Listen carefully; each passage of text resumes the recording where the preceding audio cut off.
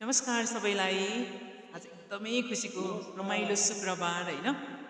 आज चाहिँ 2032 सालमा रचना गरेको एउटा गीत, जतिखेर म जन्मिएको पनि थिइनँ होइन।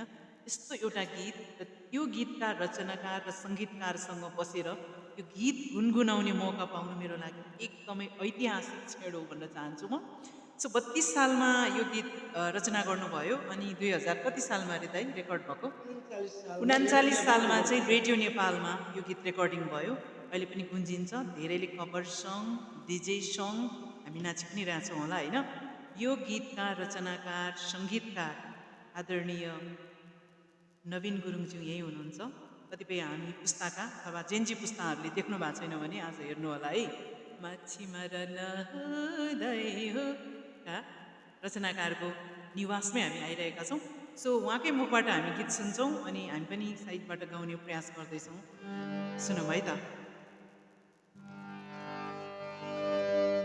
माछी मारनी दाइ हो रक्सीलाई चटनी, माछी मारन ओइ माछी मारन दाइ हो रक्सीलाई चटनी, माछी मारन ओइ माछी मारनी बहिनी छैन नि ढडिया कसो गरुनी, ओइ माछी मारनी भाइ हो छैन नि ढडिया कसो गरुनी।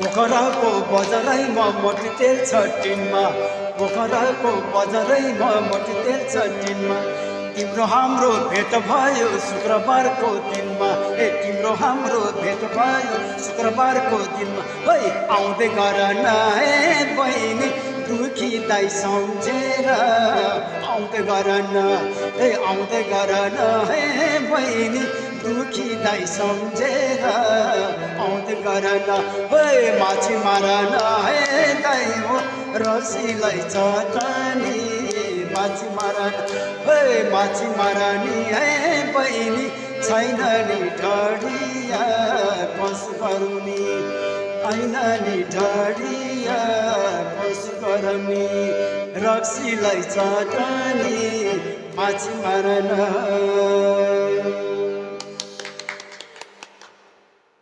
धन्यवाद दाई, एकदमै राम्रो ऐतिहासिक यो गीतमा हामीले गुनगुनाउने मौका पायौँ। साथसाथै यहाँ सविता गुरुङज्यू पनि हुनुहुन्छ। के भन्न चाहनुहुन्छ यो गीतको बारेमा? छोरीहरूसँग भेट भयो, यो गीत गाउन पाइयो, बहिनीले हाम्रा गुनासाहरू राखिदिनुभयो। अब टिकटकमा भए पनि फेसबुकमा भए पनि गुनासाहरू सुन्छन्, सबैजनाले सुनाउने मौका पाइयो। यसमा बहिनीलाई मुरी धन्यवाद।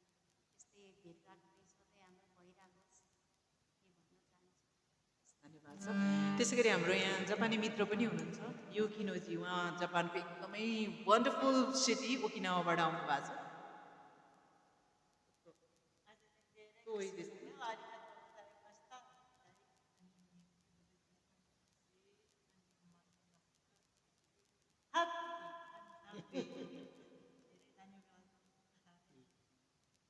हस्, धन्यवाद छ दाइ। जाँदा जाँदै के भन्न चाहनुहुन्छ?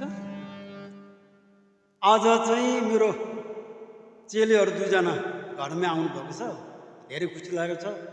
ऊ चाहिँ मेरो जापानी चेली हो। मैले उसलाई चाहिँ गीत मादल सिकाएको। सुमित्रा नानी पनि चेली हो। मैले एउटा गीत चाहिँ सङ्गीत गरिदिएको थिएँ उसलाई पनि।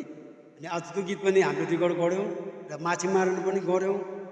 त्यस कारणले आज धेरै खुसी लागेको छ। माछी मार्न पनि गयौँ। माछी मार्नको पनि केही चाहिँ त्यसको चाहिँ मैले कति सालमा अब चाहिँ मैले लेखेको, कति सालमा रेकर्ड गरेको सबै चाहिँ अब आज रेकर्ड गरेको छ। अब मेरो चेलीले चाहिँ अब त्यहाँ कहाँ अब कता उसले चाहिँ अब फेसबुकतिर कताबाट हाल्छ उसले आज। त्यस कारणले म चाहिँ भयङ्कर आज खुसी छु। ल लाइक सेयर कमेन्ट सबै गरिदिनु होला। त्यो चाहिँ आफ्नो छोरीले चाहिँ हाल्छन् अब। ल धन्यवाद छ सबैजनालाई।